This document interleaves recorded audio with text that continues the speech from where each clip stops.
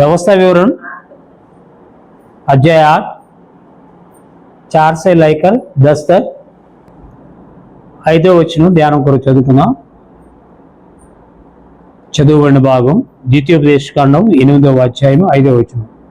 ఒకడు తన కుమారుని ఎట్లు శిక్షించునో అట్లే నీ దేవుడైన యెహోవా నిన్ను శిక్షించువాడని తెలుసుకును. ఒకడు తన కుమారుని ఎట్లు శిక్షించునో అట్లే నీ దేవుడైన యెహోవా నిన్ను శిక్షించునని నీవు తెలుసుకును. క్రీస్తునందు ప్రియమైన దేవుని బిడ్డలారా, యేసుక్రీస్తు ప్రశస్త నామములో మీ అందరికి కూడా ఈ ప్రాతకాల దీవెనలు దేవుడు దయచేయను గాక. సహజంగా మనిషి ఏం కోరుకుంటాడు అంటే ఆశీర్వాదాలు అయితే కోరుకుంటాడు, అంతేగాని దండన శిక్ష అలాంటివి మనకి ఎవరికి ఇష్టం ఉండదు. ఏదే నువ్వు దండిస్తానంటే ఒప్పుకోం, నేను శిక్షిస్తానంటే ఒప్పుకోం, నేను ఆశీర్వదిస్తానంటే చాలా వినయంగా మనం వచ్చేసి ఆశీర్వాదాలు పొందడానికి చూస్తాం. అది ఇక్కడ ఏమంటున్నాడంటే దేవుడు ఇశ్రాయేలు ప్రజలతో, ఒకడు తన కుమారుని ఎట్లు శిక్షించునో అట్లే నీ దేవుడైన యెహోవా నిన్ను శిక్షించువాడని నువ్వు తెలుసుకును. ఒకవేళ తండ్రి కుమారుని శిక్షించాలంటే ఊరికనే శిక్షిస్తాడా? ఇంట్లో ఉంటే ఎప్పుడు ఎవరు కూడా ఊరిక శిక్షించరు. బాగున్నప్పుడు మనం వాళ్ళతో కలిసి ఖుషిగా ఉంటాం. అదే తప్పు చేస్తే తప్పును శిక్షిస్తాం, నువ్వు చేసింది తప్పు అని అనేది. కాబట్టి దేవుడు కూడా మనము తప్పు మార్గంలో వెళితే లేక ఆయనకి మనము ఇవ్వవలసినటువంటి ఆ ఘనత, మహిమలు, ఆ గౌరవము ఇవ్వకుండా ఉంటే అది ముందు తప్పు అవుతుంది. నేను చిన్న తనంలో ఒక వ్యక్తిని నేను చూశాను. మేము ఆడుకుంటా ఉన్నాము. వాళ్ళ అన్న వస్తున్నాడు. అన్న వస్తే ఆట మానుకొని కామ్గా నిలబడ్డాడు. ఏంటంటే చిన్న చిన్న ఆటలు ఏదో మామూలుగా, ఏదో తప్పు ఆటలు కాదు కానీ మామూలుగా మంచిగా ఆడుకుంటున్నాను. వాళ్ళ అన్న వస్తున్నాడని లేచి నిలబడ్డాడు. నాకు తెలియనట్టున్నాడు. అప్పుడు వాళ్ళన్న అక్కడ 2 నిమిషాలు ఉన్నాడు నిలబడితే వీళ్ళందరూ అలా చూస్తున్నారు. సపోజ్ గోళీకాయలు అనుకోండి, గోళీలు ఆడుతూ ఉంటే ఇక వీడంతా వచ్చేసింది. వీడు కొట్టాలి కదా, గోళీని కొట్టాలంటే అందరూ వాడు చూస్తున్నారు. అత అన్న కనుక్కున్నాడు, ఓహో నా తమ్ముడు కూడా ఈ ఆట ఆడుతున్నాడు కాబట్టి నేను ఇక్కడ ఉండకుండా ఉంటే మంచిది అంటే నన్ను చూసి గౌరవించి వాడు నిలబడ్డాడు కాబట్టి వాడు ఆటకి నేను ఎందుకు ఆటంగా ఆడుకొని పిల్లలు కదా ఆడుకుంటున్నాను అని వెళ్ళిపోయాడు.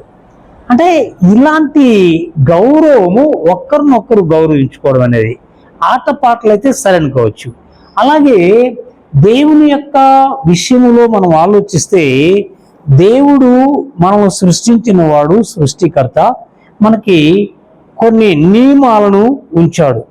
ప్రతి తల్లిదండ్రి పిల్లలను స్కూల్కి పంపిస్తూ అంటారు, ఏ బాబు ఏ పాప జాగ్రత్త, మీరు స్కూల్కి వెళ్ళేటప్పుడు వచ్చేటప్పుడు లేక మీరు వాహనం నడుపుకొని వెళ్ళేటప్పుడు జాగ్రత్త అంటారు. తర్వాత క్లాసులో మీ ఉపాధ్యాయుడు చెప్పే విషయాలని కూడా జాగ్రత్తగా విని ఏం చెప్పడో మాకు చెప్పాలి అని అంటారు. ఓకే, ఇది బాగుంది. అయితే ఒకవేళ ఆ టీచర్ మనకి ఏదైనా రిపోర్ట్ చేశారనుకోండి, మీ అబ్బాయి మీ అమ్మాయి సరిగ్గా లేరు, స్కూల్లో చదవడం లేదు, మొద్దులుగా ఉన్నారు అని అంటే మనం వాళ్ళని శిక్షిస్తామా లేదా? తప్పకుండా శిక్షిస్తాం. అయితే ఈ శిక్ష ఎలా ఉంటుంది, దేవుడు మనకి ఇచ్చే శిక్ష ఎలా ఉంటుంది అని అంటే ఆయన చెప్తున్నటువంటి మాట, ఒకడు తన కుమారుని ఎట్లు శిక్షించునో అట్లే నీ దేవుడైన యెహోవా నిన్ను శిక్షించువాడు. తండ్రి ఎప్పుడు కూడా కుమారుని యొక్క క్షేమాన్ని కోరుకొని, కుమారుడు ఎప్పుడు కూడా తనకంటే ఉన్నత స్థితిలో ఉండాలి అని కోరుకుంటాడు. మిగిలిన వాళ్ళు ఎవరు కోరుకాడు. ఇప్పుడు నా పిల్లవాడు నాకంటే బాగుండాలనుకుంటాం, నాకంటే తక్కువ ఉండాలని ఎవడైనా కోరుకుంటాడా? ఎవరు కోరుకోడు. అయితే దేవుడు ఏంటంటే దేవుని పిల్లలముగా, దేవునితో సమానులముగా ఆయన పరిశుద్ధుడు గనుక మనము కూడా అలాంటి పరిశుద్ధత, పవిత్రత కలిగి ఉండాలి అనేది దేవుని యొక్క ఉద్దేశం. అలా లేకపోతే, ఆయన చెప్పినటువంటి ఆజ్ఞలను పాటించకపోతే ఆయన కోపం వస్తుంది.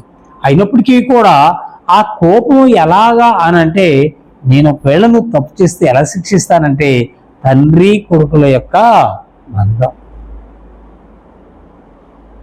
నువ్వు ఎప్పుడైతే దేవునికి దూరమై జీవిస్తున్నావో అప్పుడు నువ్వు దేవుని పిల్లవాడు కాదు కదా. దేవుని పిల్లవాడవై నువ్వు తప్పు చేస్తే దానికి నీకు ఒక దండన, ఒక క్రమములో ఉండేటువంటి దండన. ఏదో నువ్వు చచ్చిపోవాలి, నాశనం అయిపోవాలి అనేటువంటి ఆ శిక్ష మాత్రం దేవుడు మనకి ఇవ్వడు. ఇక్కడ ఈ 8వ అధ్యాయములో ఇశ్రాయేలు ప్రజల గురించి చెప్పినటువంటి మాటలు మనం గమనిస్తే, దేవుడు ఒక మంచి ప్రదేశానికి వారిని తీసుకుని వెళ్ళబోతున్నాడు. అలాంటి సమయంలో చాలా కష్టాలకి ఇశ్రాయేలు ప్రజలు గురయ్యారు. ఎందుకు ఇలా కష్టాలకి గురయ్యారు అని అంటే చూడండి, అక్కడ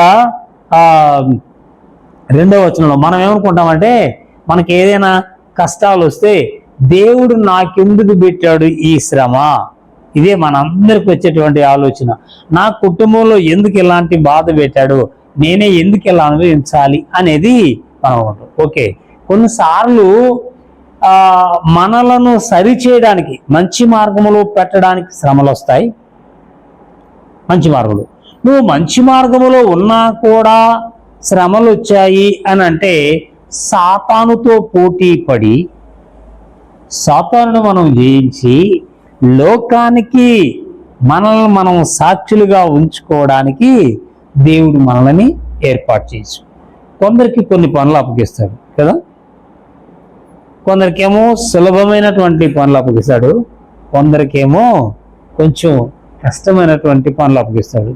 ఈ కష్టమైనటువంటి పనులు వాడు ఎందుకు వాడికి అలా అప్పగించటం అంటే, వాడైతేనే చేస్తాడు. అది అక్కడ నాకెందుకు ఇలాగానే అనుకోకూడదు. మనం ఏమనుకోవాలంటే, ఓహో ఈ కష్టమైనటువంటిది, ఈ భారభరితమైనటువంటి ఈ పనిని నేను చెయ్యగలను గనుక అందుకే నాకు ఈ పని అప్పగించబడింది అనేది. సపోజ్ ఒకవేళ ఊడ్చేది పని ఉంది, చిమ్మడం, చర్చేది, మీకు తెలీదు. హైదరాబాద్ చర్చి లాంటివి మీరు పెద్ద పెద్ద చర్చిలకు కనుక వెళితే ఎవరో తెలుసా, కలెక్టర్స్, ఇంజనీర్స్ వాళ్ళు వచ్చి ఊడుస్తారు. మీరు భోజనం చేస్తే, విందు పెట్టారనుకోండి, మీరు భోజనం చేస్తే మిమ్మల్ని తీసుకొని ఆ ప్లేట్లు అక్కడ వాళ్ళ యొక్క డిగ్రీ మనకు తెలిస్తే ఆశ్చర్యపోతాం. మనము ఎట్లుంటాం, మన పరిస్థితి చర్చిలో మనమే వండుకొని తిన్నాం, అనవసరం వాళ్ళకి ఎందుకు 10,000 రూపాయలు ఇవ్వడము, మనమే వండుకున్నట్టు ఎవడు దోమతాడా ఎన్ని అంట చాలా మంది. అయితే కదా అనేది చాలాసార్లు మనము అలాంటిది.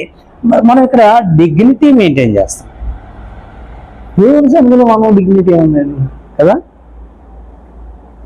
నిజంగా మనకు ఒక పెద్ద ఆశీర్వాదం తెలియదు, కానీ సేవ చేస్తే చాలా ఆశీర్వాదం. సరే, వీళ్ళకి శ్రమలు వచ్చాయి పాపం. దేవుడు వాళ్ళకి ప్రత్యక్షమవుతున్నాడు, మాట్లాడుతున్నాడు. వాళ్ళ ఎదురుగా 10 తెగుళ్ళతోటి ఐగుప్తీయులందరినీ ఇబ్బందులు పాలు చేశారు, ఎన్నో చేశారు. వీళ్ళు చూస్తూనే ఉన్నారు, వీళ్ళకేమీ లేదు. అయితే ఇప్పుడు ఎందుకు ఇక్కడ రావాలి, ప్రయాణం అయి వచ్చిన తర్వాత బయటకు వచ్చినప్పుడు వాళ్ళకి చాలా కష్టాలు వచ్చాయి. ఎందుకు అని అంటే ఇదే చూడండి, ఈ 2వ వచనంలో ఏముందో చూడండి, 8:2. నీవు ఆయన ఆజ్ఞలను గైకొందువో లేదో, నిన్ను శోధించి నీ హృదయములో ఉన్నది తెలుసుకొనుటకు నిన్ను అణుచు నిమిత్తమును అరణ్యములో ఈ 40 సంవత్సరములు నీ దేవుడైన యెహోవా నిన్ను నడిపించిన మార్గం అంతటిని జ్ఞాపకం చేసుకునుము. నిన్ను 40 సంవత్సరాలు నడిపించాడు. ఎందుకు నడిపించాడు? ఎందుకు మనకి కష్టాలు వస్తున్నాయి, ఎందుకు మనకి వ్యాధి బాధలు వస్తాయి, ఎందుకు అని అంటే నీ పరిస్థితి ఏదో తెలుసుకోవాలి. చాలాసార్లు కుటుంబంలో జరిగేటువంటి విపత్తులు ఏంటో తెలుసా? స్త్రీ ఏం చేస్తుంది? భర్తకు చెప్తా ఉంటుంది, నాకు కత్తి లేదు, ఇది లేదు అని అంటుంటుంది. అని తేలదనుకోండి, ఎప్పుడు నువ్వు వింతే నేను చెప్పింది ఏం తేవు అని ఇలానే. ఈవెన్ పిల్లలు అంటారు అట్నే. నా మనవడు అంటాడు వాళ్ళ డాడీని, ఏమంటావు తెలుసా? డాడీ నేను చెప్పింది ఏది చేయడం లేదు డాడీ, నువ్వు ఏం చేయాలి అని వాళ్ళ డాడీ అడుగుతాడు. ఏంటంటే నేను కేక్ తెమ్మన్నానా? తేలేదు. అయ్యో అది తెమ్మన్నానా? తేలేదు. ఈరోజు బిర్యానీ తెమ్మన్నానా? తేలేదు. అని ఎందుకు తేలేదు వాడికి తెలియదు కదా. తేకుండా ఉండడానికి కారణం ఏమిటి? తన దగ్గర డబ్బులు లేకపోవచ్చు. ఒకటి, డబ్బులు ఉండి కూడా తేలేదంటే నువ్వు తింటే నీ ఆరోగ్యానికి ఏదైనా హాని అవ్వచ్చు కదా. అదే ఇక్కడ చెప్తున్నాడు, నీవు ఆయన ఆజ్ఞలను గైకొందువో లేదో నిన్ను శోధించి నీ హృదయములో ఉన్నది తెలుసుకోవడానికి. కొంతమంది మనతో మాట్లాడతారు, చాలా కఠినంగా మాట్లాడతారు. ప్రేమ ఉంటుంది లోపల, కఠినంగా మాట్లాడతారు. మాట్లాడినప్పుడు మనం ఏం చేస్తాం తెలుసా? ఏంటి ఇంత కఠినంగా మాట్లాడుతున్నాడు అనుకుంటాం. నిజంగా వాడికి ఆ కఠినత్వం లేదు. ఎవరో ఎందుకు, నా పెద్ద కుమారుడు ఉన్నాడు, వాడు మాటలు వింటే చాలామందికి బాధేస్తుంది. అని నిజంగా వాళ్ళు కోపం ఉండదు, కానీ కోపంగా మాట్లాడతాడు. కొత్త వాళ్ళు అయితే వాడి మొహం కూడా చూడరు ఎవరు, అలా కఠినంగా మాట్లాడతాడు. కానీ చాలా ప్రేమ గలవాడు. రియల్గా నేను చెప్తాను, నా కొడుకని నేను చెప్పడం కాదు కానీ రియల్గానే చెప్తున్నాను. వాడు అలాంటి ప్రేమ గలవాడి, అవసరమైతే వాడి ప్రాణమైనా పెట్టగలిగినటువంటి వాడు, అంత త్యాగమూర్తి. అయితే మాటలు మాత్రం ఎవరికి పసంద అవ్వవు, ఎవరికి అవ్వదు, మాకే అవ్వదు. మీకేమవుతుంది? కన్న తల్లిదండ్రులకి మాకే అనిపిస్తుంది, ఏంటో ఇది మాట్లాడుతున్నాడు అనేది. మళ్ళీ వచ్చేస్తాడు, వాళ్ళ అమ్మ మీద కోపడతాడా? అడుగుతున్నా, ఏందమ్మా ఏమైంది అంటాడు. పూర్వం అంటాడు అమ్మ.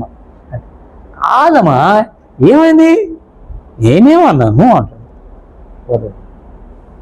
దేవుడు కూడా మనల్ని అలా చేస్తాడు. ఎందుకు? ఆజ్ఞలని పాటిస్తారా లేదా అనేటువంటి ఉద్దేశాన్ని చూస్తాడు. చూడండి, దేవుని ఆజ్ఞలను మనం పాటించడం అనేది చాలా అవసరం. నామకార్థమైనటువంటి జీవితం కాదు మనకు కావాల్సింది, నిజమైనటువంటి క్రైస్తవ జీవితం మనకు కావాలి. మీరు ప్రకటన గ్రంథానికి వచ్చినట్లయితే, ప్రకటన గ్రంథం 3వ అధ్యాయములో 19వ వచనాన్ని మీరు గమనించండి. 3:19 ప్రకటన అంటే రెవల్యూషన్, లాస్ట్ బుక్.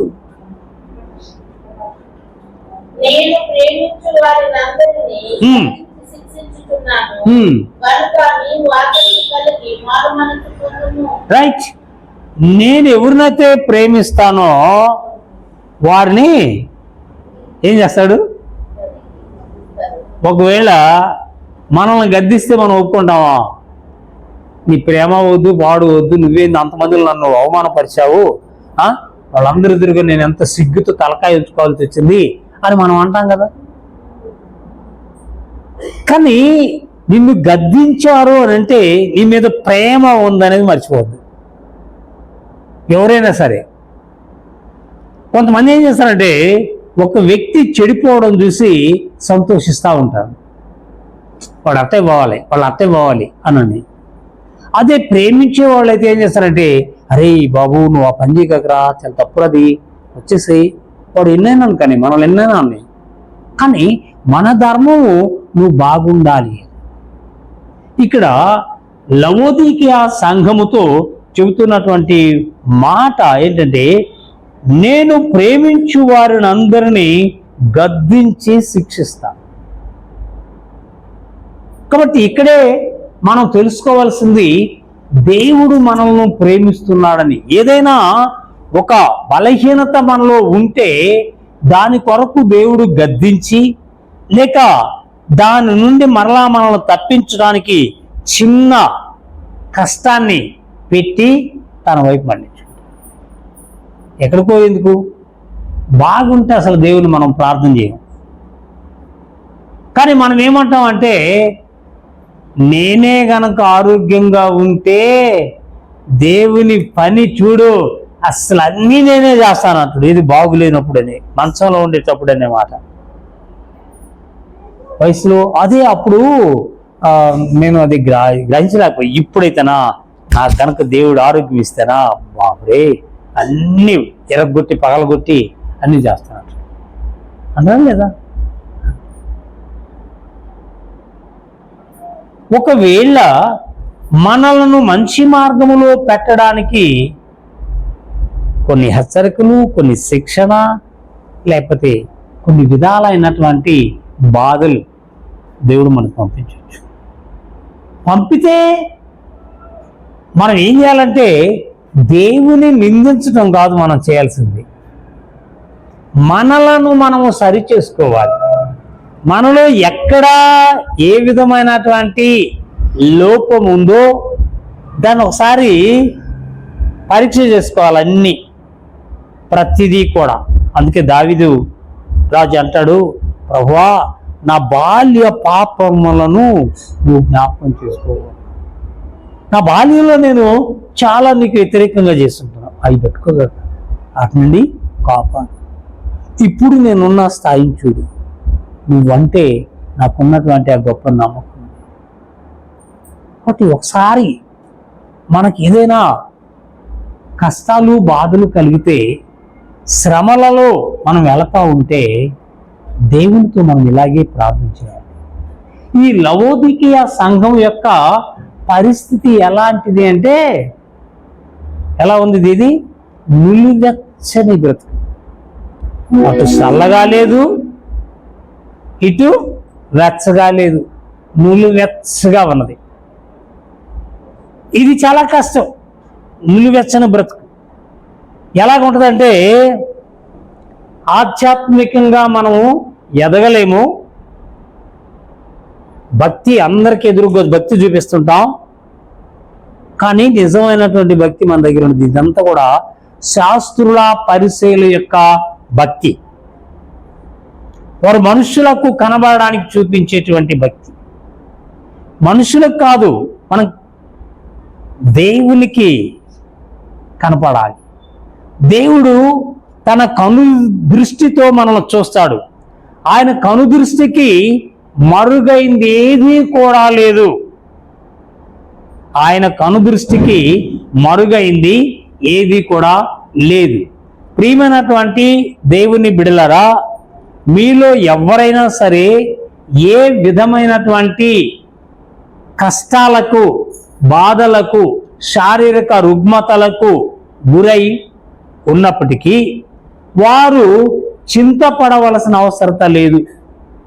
ఎందుకు అని అంటే, దేవుని యొక్క శిక్ష ఎలా ఉంటుంది అనే దానికి మీరు సామెతల గ్రంథములో మీరు గమనించినట్లయితే 3వ అధ్యాయము 12వ వచనములో కూడా అదే విధంగా మనకి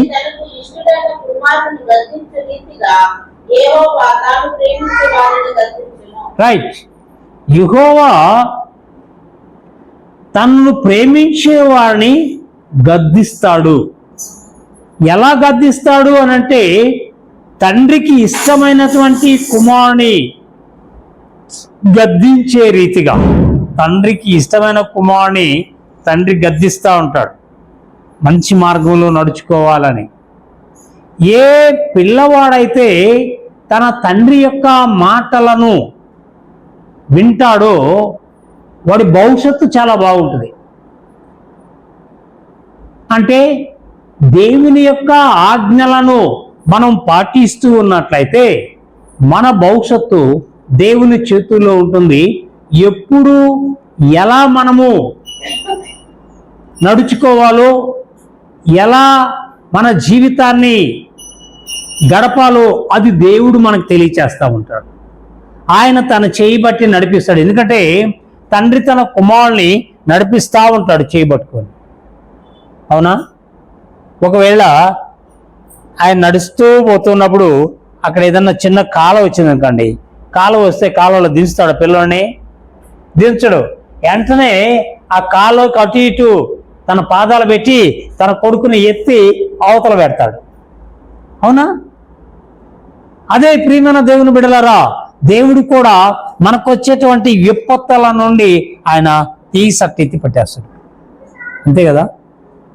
కరోనా సమయంలో మనల్ని కూడా ఎత్తి అవతల పెట్టాడు. కరోనా ఎడముంది, బాధపడతా ఉంది అందరినీ, కానీ మనల్ని ఏమో దాని నుండి ఎత్తి అవతల పెట్టాడు. ఒకవేళ ఎవరైనా ఆ కరోనా ఎఫెక్ట్ అయి తగిలిందనుకోండి, అరే అది ఎందుకు తగలాలా అని అనుకుంటే, ఎందుకని?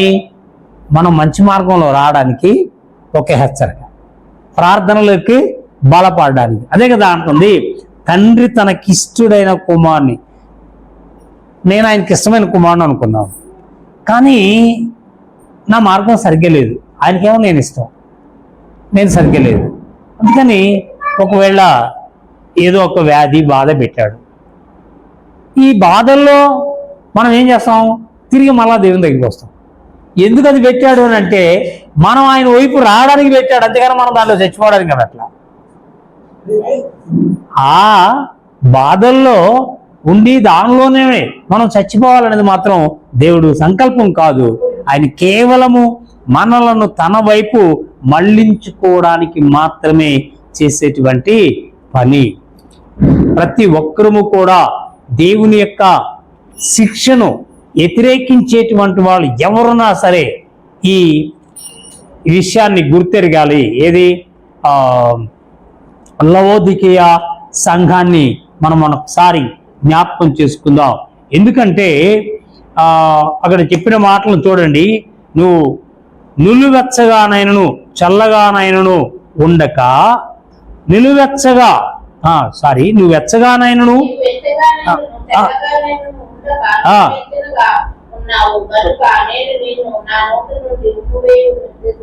రైట్. ఉమ్మి ఎప్పుడు వేస్తారు చెప్పండి?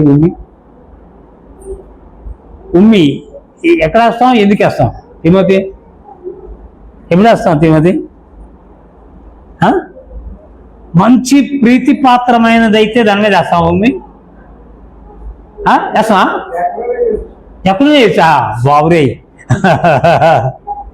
అయితే నీకు డేంజర్ అబ్బా. ఇప్పుడు అంటే అది వనికిరాందే కదా, ఉమ్మేసింది మళ్ళీ తెచ్చుకుంటాం మనం, చూసుకున్నాం కదా.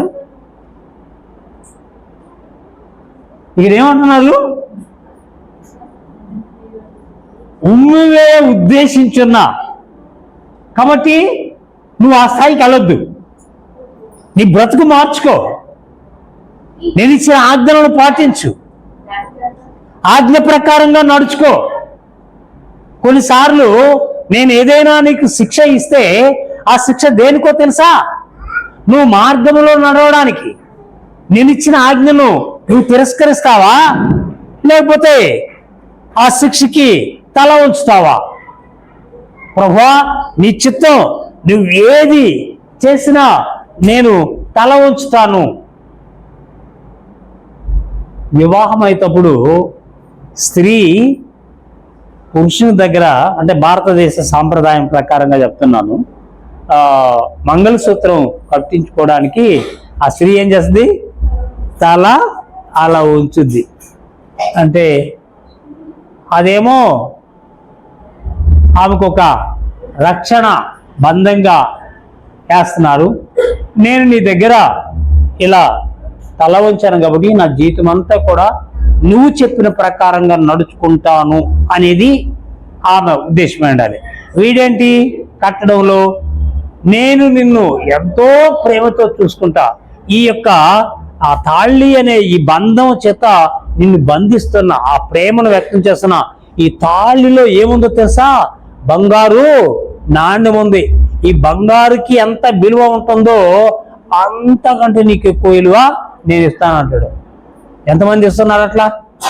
ఈయలేదు కదా, యమలమ్మ తలకాయ ఊపేస్తుంది, ఈయలేదండి. కాబట్టి అయితే తిమోతి ఇవ్వడం లేదని మనకు అర్థమైపోతుంది. ఇకనైనా ఆమెకి ఇవ్వాల్సినటువంటి విలువ ఇస్తా ఉండు, అవునా, ఇవ్వు, అది కదా. కాబట్టి ఇక్కడ చెప్తున్నాడు. అందుకని ఇంకేమంటే, నీవు దౌర్భాగ్యుడవును, దిక్కుమాలిన వాడవును, దరిద్రుడవును, గురుడివాడవును, దిగంబరునై ఉన్నావని ఎరుగక నేను ధనవంతుడను, ధనవృద్ధి చేసి ఉన్నాను, నాకేమీ కొదువలేదని చెప్పుకుంటున్నావు. మనము భక్తి లేకపోయినా కూడా భక్తి భక్తి భక్తి అని ఏదో ఒక పాట పాడేస్తే సరిపోతుంది అనుకుంటాం, లేదా నలుగురు రుణంగా ప్రార్థన చేస్తే సరిపోతుంది అనేది కాదు. నలుగురిని మెప్పించడానికి ఏది చేయగకండి, మనుషులు మెప్పించడానికి ఏది చేసినా కూడా అది వ్యర్థమే. దేవుడు మెచ్చుకోవాలి, దేవుడు అంగీకరించాలి. ఆయన యొక్క కనుదృష్టికి మరుగైంది ఏదీ లేదు. మన హృదయంలో ఏది ఉందో అది ఆయనకు తెలుసు. కాబట్టి ఆయన సముఖంలో ఉన్న మనము ఆయన శిక్షను మనము ప్రేమపూర్వకంగా స్వీకరించినట్లయితే, అందుకనే ఆయన దుఃఖాన్ని ఆనందంగా మారుస్తాడు. అవునా, నువ్వు ఏడుస్తూ ఉంటే దాన్ని ఆనందంగా మార్చేది. ప్రియమైన దేవుని బిడలరా, దేవుని యొక్క ఆజ్ఞలను మనము తిరస్కరించదు, దేవుని యొక్క ఆజ్ఞల ప్రకారంగా మనం జీవిద్దాం. అలా జీవించడానికి పరిశుద్ధాత్మను మనకు తోడుగా ఉండి నడిపించునుగాక. ప్రార్థన చేద్దాం. ప్రేమ దయా నమ్మకులను మా ప్రభువా, కృపామేడ పరిశుద్ధుడా, నీ కొందనాలు చెల్లిస్తున్నాం. మీరు చేసిన మేళ్ళు ఉపకారములన్నిటి కొరకు కొందనాలు మా ప్రభువా, మా దేవా. ఈ ప్రాతకాల సమయములు నీ సన్నిధిలో మేము ఉండగలిగినందుకు కూడా మీ వందనాలు చెల్లిస్తున్నాం. మరొకసారి మా దేశం, మా రాష్ట్రం కొరకు ప్రార్థిస్తున్నాం. ఉన్నటువంటి ఈ మత ఉన్మాదం మీరు తీసివేసి మా ప్రభువా అందరూ సమాధానంతో జీవించడానికి సహాయం చేయండి. ప్రేమ గల తండ్రి, ఆ మత ఉన్మాదులకు మంచి మనసు ఇవ్వండి. సాటి మానవులంగా అందరూ కలిసిమెలిసి జీవించగలిగినట్లు సహాయం చేయండి. మీ సువార్తకు ఆటంకము లేకుండా సహాయం చేయమని, సంఘ బిడ్డలందరినీ దీవించమని, తిరిగి క్షేమంగా గృహాలు చేర్చమని యేసు నామమున తండ్రి, ఆమేన్.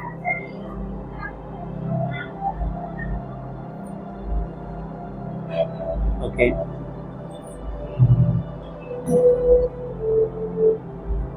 సరే.